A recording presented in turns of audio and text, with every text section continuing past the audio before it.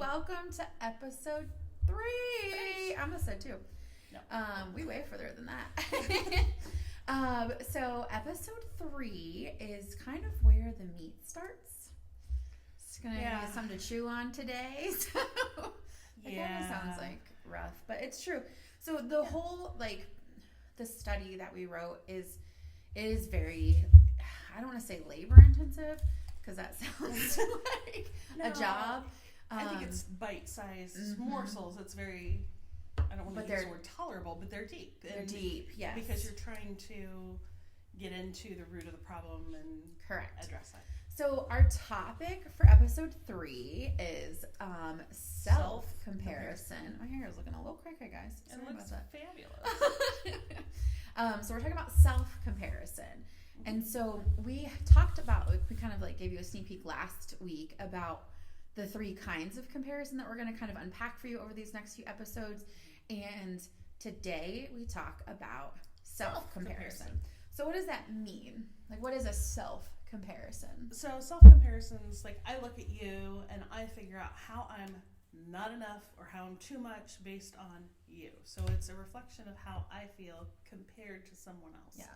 There's, I think, also the aspect, and when we're talking about self-comparison, I think there's also that aspect of this internal dialogue that we have created, that we've created based off of our experiences or what we think we should be. Yeah, or the assumption of what someone's thinking about us, or what somebody has spoken over us. Yeah, how the enemy has used people around us. And so we want to kind of unpack this because we know now, right, that comparison is really coveting, and we know the result of comparison. We kind of gave you the spoiler alert that that when you're comparing yourself to someone, you're being separated from God and your community. And so when we go into this topic of self-comparison, I have to give you a trigger warning before we start, just so that you're prepared, so you're not an emotional wreck sitting here if you're processing some heavy stuff.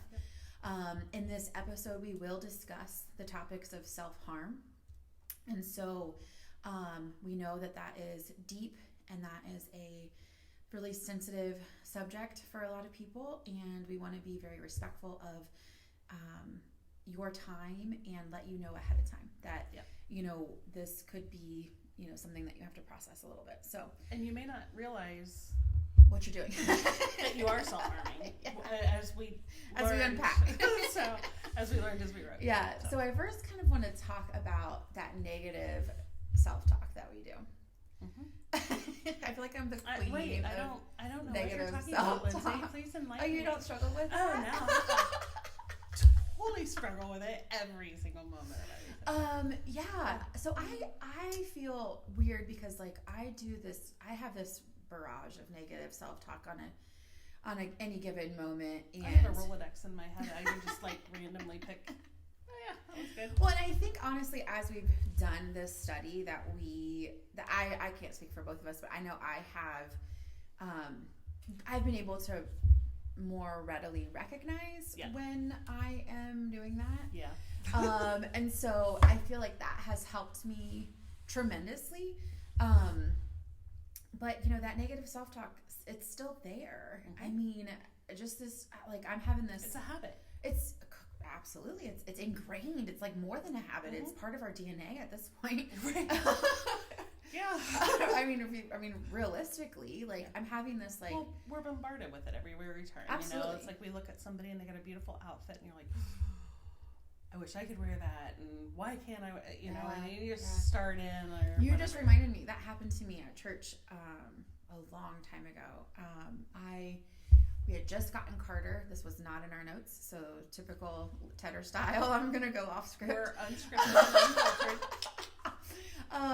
And so I was at church, and I think this is when I realized, the Holy Spirit really, really gave me a gut check. And I don't know if this is in the study, and if it's not, I should add it. Newsflash. And so I had, It's not done till it's printed, right? Absolutely.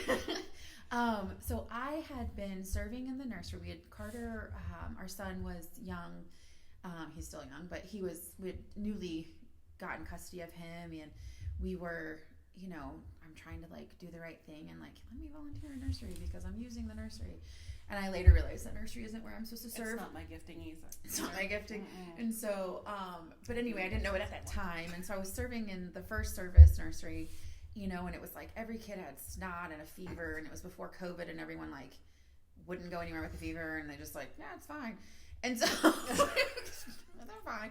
And I was literally like, I had these babies crying the whole time, and it was just a mess. Like I'm in my like neon volunteer t-shirt, and it's just not my look. No offense, PJ, but my pastor. But like it just wasn't like, I didn't feel like myself. And so now granted, I was in my like bright fluorescent t-shirt, volunteer t-shirt, but I'm me, so I'm like also like in like cute shoes and like a little sweater, and I'm trying sure to there make was it some glitter somewhere. Sparkles. My shoes had sparkles. How did I know? I just know. And so my husband, normally we don't stay. Like if I worked in first service, we would just go home and I would watch it later. But my husband was like, you need to be in worship. And if my husband doesn't waste words, I waste a lot of words. My husband does not waste words. And so when he says you got to do something, you just got to do it. And so I was like, I'm just going to stay for worship then. So I go in and I am like, okay, I'm feeling nothing. And I look across, like in front of me a couple aisles, and there is this like literal perfection family. And I've never seen them before, and I've never seen them since. So I have a feeling it was just kind of like a God moment. And I am a very, very confident person, like in a general sense, and which is maybe annoying, but I'm very confident. But that doesn't mean I don't struggle with with negative self-talk and with all of these things that we're discussing. But I'll be quick because I know I'm running on. But this woman, she's thin, and she had her makeup on, and her hair was done, and she had this. I'll never forget. She had like this black and white striped, like longer shirt with like this really cute sweater over top of it, and like everything, like her big fancy watch that just gleamed from the lights in the sanctuary, and her tall like firefighter looking husband, and like the kids, and her hair was perfectly curled, and I'm literally covered in like other humans' snots, and like. Just like I just started the whole thing like, well, I'm not worth it. I'm obviously like, wouldn't it be nice if I had time to do my hair and my makeup in one day, or all these things. And so I literally was going on and on and on in my head. I was not listening at all to worship. I was in my head. I was telling myself how awful I was, and I literally got a jolt from the Spirit. Like, it felt like someone pushed me, and I just heard in my head, someone could be looking at you and thinking the same thing. And immediately I was like, yeah, right. I see the snot. I see the dirty hair. I see the no makeup. And, like I see all these things that make me less than in my head. And that moment really stuck with me. And like, I really was like, no one looks at me and thinks like they wish what I had. They wish they had what I have, or whatever else. But the reality is, we all do that to everyone. That's the whole thing. Yeah. Well, and I think that's a really good point too.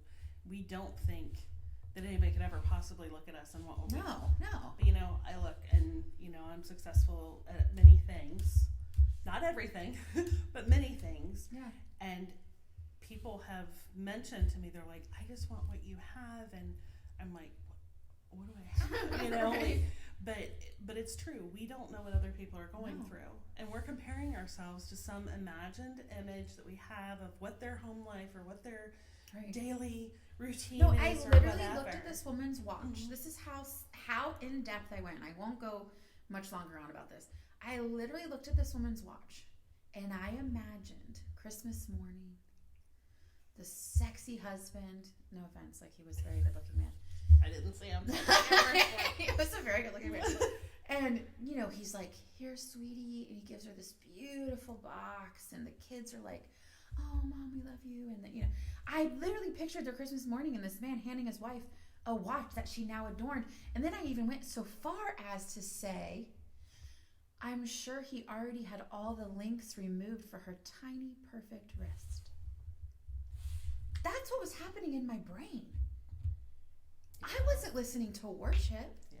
I wasn't there to do anything other than degrade myself. And when the Spirit in the presence of the Holy Spirit. Yes. And he checked that. Oh, quick, real quick. Yep. Right about 10:30 Christmas morning when I'm laying out the fantasy. He's like, babe, no, like, yeah, that's not right. Yeah. And then even I kind of like looked around like, no one's looking at me. but the reality is, and as I looked at this family, I totally minimized myself, and I totally told myself that like I could never have what they have. I could never be as great or as awesome as them, and I could never be as thin and beautiful. I could never wear that sweater. You know what I mean? Like it wouldn't come in my size. All those things went through my brain. Yeah, and I think that's more common than most of us let on. Like we're all 100%. Like, oh no, we're fine, but in our head, we're constantly berating ourselves. Yeah. And it's any little thing, and like I'm very good at my job, and I've always had a great work ethic, and I take my job very seriously. I am there not just to collect a paycheck. I collect a paycheck because I'm there to do a good job. Yeah. So if I make one little mistake, you beat yourself up. Yeah, it's like it's not as bad as it used to be, but it's definitely there, and it's you're an idiot. So-and-so wouldn't have made that mistake. You need to learn. And I do the same thing to myself. Mm-hmm. But at the root of it, what it is after I've done that all day, I want to punish myself. Yeah. And so this is where the trigger comes in. Yeah. So, self-harm is talked about a lot. It's talked about in terms of, a very common method is by cutting. But that's not the only, by any means, that's not the only method. There are lesser known. I struggled my entire life with something called trichotillomania. What she said? Yeah. Say that 3 times real fast. And it's hair pulling. So where others may binge and purge, others may cut, others or drink, or anything like that, I found it was the urge to punish myself and just to feel like just kind of numb what was going on in my head and distract the thoughts in my head. Was that a conscious punishment?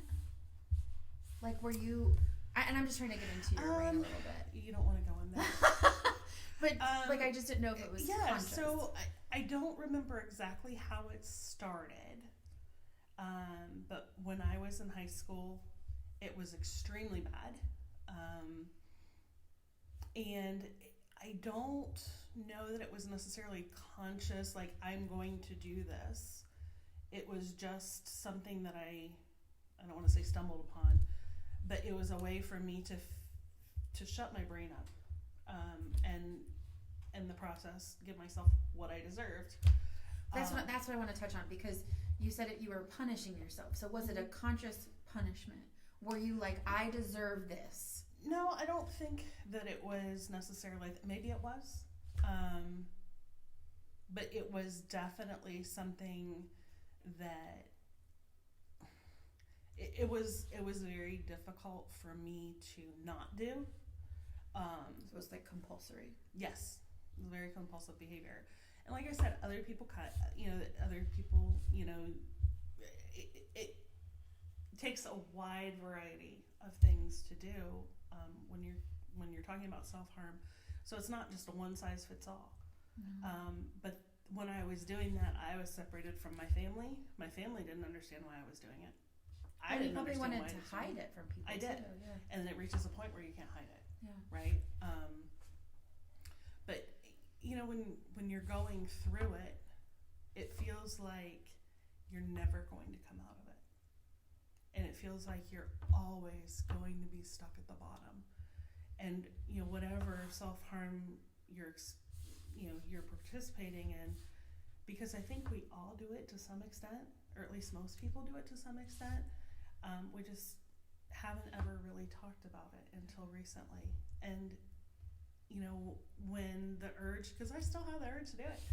And usually if I am honest with myself, it's when my brain is spiraling, you know, something happened and I'm like, how could you be that dumb?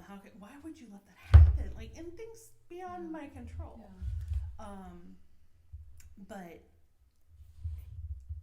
through many, many years of trying to figure out why I did it, like I thought I was the only person in the world that did it until I had someone go, where do you think the term pulling your hair out, so frustrated you're pulling your hair out comes from? I'm like, what? Like, I never even thought of that. I'm like, I'm not the only one. I'm like, no. I literally never even correlated that. But I thought I was this oddball. And so I guess my point is like we'll take, you know, these things and use them against ourselves. And then I can turn around and say, oh, well, they have better hair than me because I don't have any hair, you know, but it's this totally isolating behavior, no matter what form it takes. Yeah. And it stems from comparison. Correct. And I didn't want anybody in there, and like I'm trying to explain it, and I can't explain it. I can't explain it. You can't explain or underexplain. I can't. Oh, my brain's a frightening place. But, you know, people thought, oh, you're just weird. Well, okay, that's beside the point. I was born weird.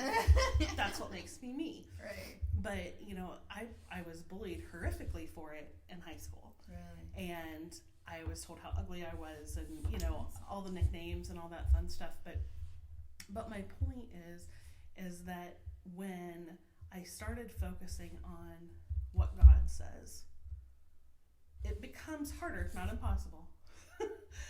So don't misunderstand. But it becomes harder when you're filling yourself with God's truth every single day. Yeah, 100%. To continue berating yourself, because at the end of the day, who created us? And he created us in his image, and he is perfect. That's what I struggle with, is I feel like I'm insulting the one who designed me special when I do something that hurts myself.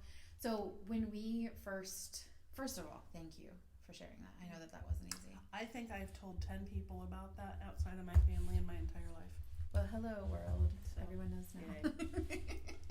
No, but that took a lot of courage to say that, and I think that needs to be honored. So I appreciate you saying that and being so candid in this space. It is scary, but it's also like it's just you and I in this room, so it doesn't feel as scary. But then, right. But then, you know, when it goes to like premiere, I think that's when our stomachs will flip flop. 2 o'clock tomorrow. But then, you know, I think that's when we start to get nervous. But when we discussed adding this into the study and what an integral role that played in the study, I didn't think that was, like, I had never looked at my life and said, oh, I struggle with self-harm. You know, I had never, I went through some stuff in high school that I like literally prayed for the rapture, but I didn't do anything to my own body. Right. And so I didn't think I could understand. Do you know what I mean? Like, I could sympathize because I love you. But I didn't think that was something that I did to myself. And then as we kind of like unpacked the topic a little bit, I realized that I have been participating in the arena of self-harm. I have shared briefly that I was sexually abused when I was young, and then that led into a food addiction. And so that food addiction is absolutely self-harm. Absolutely it is. And so thankfully, I have done a lot of, you wouldn't know it because I still pack the pounds on, but I am not, I am definitely not addicted to food anymore. Thankfully I had such an amazing breakthrough with God and just like really try to pray through that. Now, don't get me wrong. It is definitely an area of struggle. But that you put addiction, a cheesecake in front of me, I'm down. Girl. And I'll just, absolutely. But on a but normal I day. also feel like that eating and I don't mean just like eating your lunch, guys, Right. but like when you use food as it's a an idol. means, 100%. When I'm choosing food over like time with God or like reliance on God Or to comfort. 100%. Nothing more comforting than some mashed potatoes. Cheesecake. I also love cheesecake. That's like one of my I absolute. told you I owe you one. I know. I'm very excited for it. Whenever that day may come, I will. It might be soon. I will eat it. So for my 40th birthday, I told my husband that's all I wanted was a cheesecake, specifically from Costco, which kind of sounds very strange, but they have really good food. very good cheesecake. Really good bakery. And so he didn't let me down. He definitely got me a cheesecake, and I literally sliced it and individually bagged it and put it in my freezer. It's okay. You were responsible with it though, because I would totally Golden Girls that moment and be like. I mean, I thought about it a few times, but Yeah, well. you know, but I think that when we talk about self-harm, and we're by no means sitting here saying that we're healed, we're perfect, we've got it all figured made some out. progress. Just follow us I and you'll hit the know table the way.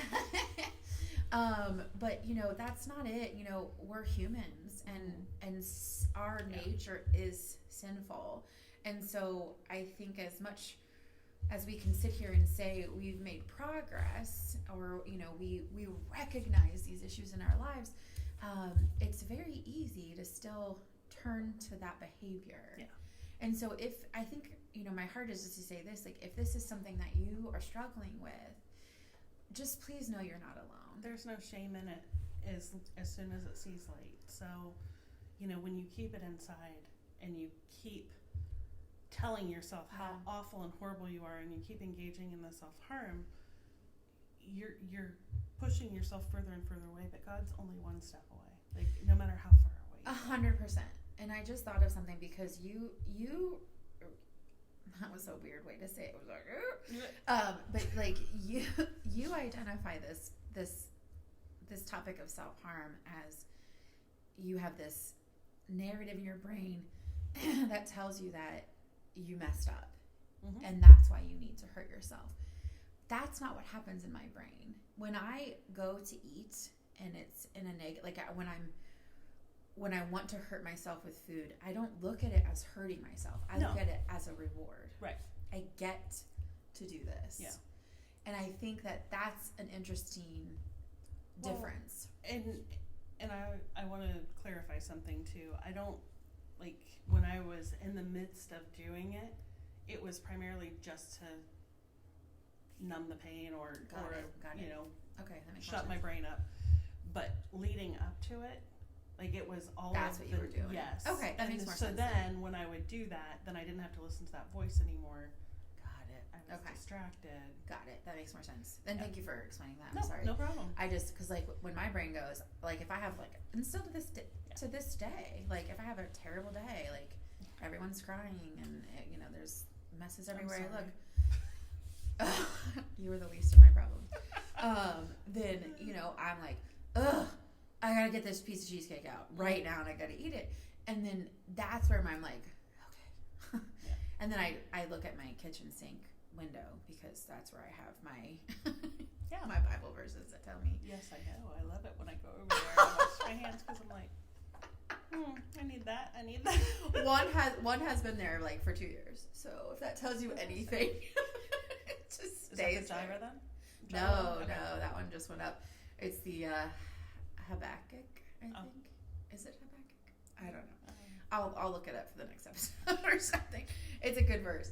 But yeah, so I just think that, you know, that self-harm really does take on different identities in each of our lives. If you do struggle with that, it'll look different than mine. I mean, mine looks different than Steph, and that's not a comparison. That's just reality. And so I think that when we recognize, I think there's two big keys. One, knowing that the self-harm does come from the internal dialogue, which is really just a comparison. You know, you wouldn't be bad, you know, like we said before, you wouldn't be fat if someone wasn't skinny, you wouldn't be tall, someone was short. Right. You know, like, there wouldn't be these issues if you weren't comparing. Yeah, 100%.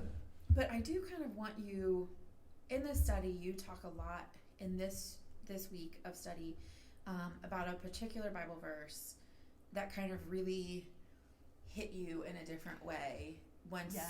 you were processing this? And So I'm a huge fan of, I'll read something and I need a Bible for dummies. I cannot understand the thou and that whatever. My brain will not process and it. I grew up on KJV, It's like, so. no. So I will read it in a more modern translation, and then I will check out other translations. And then I start diving down the path. Yeah. And it hit me really hard when I read the Amplified version of Jeremiah 1:5. What is the verse again? You said it very quietly. Oh, Jeremiah 1:5 from the Amplified version. Okay. It says, "Before I formed you in the womb, I knew you and approved of you as my chosen instrument. And before you were born, I consecrated to you, to myself as my own. I have appointed you as a prophet to the nations." So, where we're searching and searching and searching, we've already been approved. We know that. Yeah. We've already been created for a purpose. We've already been put here. We're, on and on and on, right? Yeah. We know the things. But when I read, "I knew you and approved of you as my chosen instrument," Yeah. there's something so powerful about the way that spoke to me. It Yeah. was, I was chosen. Mm-hmm. I know that. I know I'm chosen. Lots of songs say it. The Bible says it. It's everywhere. But when it said that I was chosen as His instrument And approved of. and approved, yeah. Like I don't have to beat myself up. But He chose me, and that I think was you're right that the really words powerful. chosen instrument, like that, just that sentence. Yeah. I mean, we've a lot of people know that verse in a different version. Yep. Before I formed you in the womb, I knew you. I didn't get you together or whatever. But like, I don't mean to say or whatever. Like I'm minimizing the Bible, but like no, we're not minimizing the Bible. It's just my brain doesn't process entire verses. Well, from memory. And I think, because we like words, obviously, I think that it's important that you connect with the word in the way that works for you. And I think that's why there are so many different versions. But, to say that I knew you and approved of you as my chosen instrument. You're right. That is a depth that wasn't identifiable very easily, I feel like.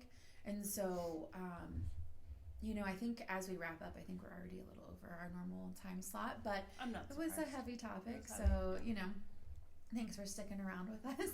Yeah. We want to kind of just take this time and close out this episode, and just thank you for listening. And I just really want to urge you, if you are struggling with self-harm, please know that you're not alone, and please take it to God and take it to someone else. Like Steph said, there's no shame when it's in the light. Yeah. So if you're holding on to a big secret and you feel like you need to, because everyone's going to look at you differently, or they're going to make fun of you, or whatever your fear may be, I just encourage you to step past that. Yes. Like just right now, step past it, put it into the light, send a text to someone, call someone, send an email, I don't care, drop into our DMs, it doesn't matter. Or what do the kids say, slide into the DMs? My bad. Well, we don't want people sliding into our DMs. That's like dirty, right? Yeah. Okay. We don't want that. Please don't do that. We don't want that. I don't need that. But no, genuinely, like we genuinely mean that, or seek help from a professional. You know what I mean? There's no harm in that either. Mental No. health, it has that stigma, but it's slowly going away, and I'm so glad that it is, because I battled depression and anxiety my entire life. And to have that available is an absolute blessing to be able to talk to someone about. There's even services online. You don't have to go anywhere. You can just stay in your sweats or leggings if that's what you wear, like me. So anyway, that was episode 3. Next week, we are going to unpack another form of comparison, which is, should we sneak it? No. Nah, just stick around next week. just join us. Make sure that you check us out on socials. Links are in the description. Make sure you like, comment, subscribe. Like and share. And just keep tuning in. Yeah. Fridays at 2 p.m. Fridays at 2. Eastern. And share it. Share it with someone that you think might need it. So they can get some healing too. And we want to hear what you guys think too. So, we want to know. Yeah. Is this impacting you? Any are we talking to suggestions? anybody? Yeah, and if you have a topic you want us to cover after we're done with comparison, just drop it and let us know, and we'll tackle it. We'll see what happens. All right, guys. It was wonderful spending time with you, and we look forward to next week. Have a good day. Bye. A good week. Oh my God. Okay, it's been a long day. Bye. Have a great week. Bye.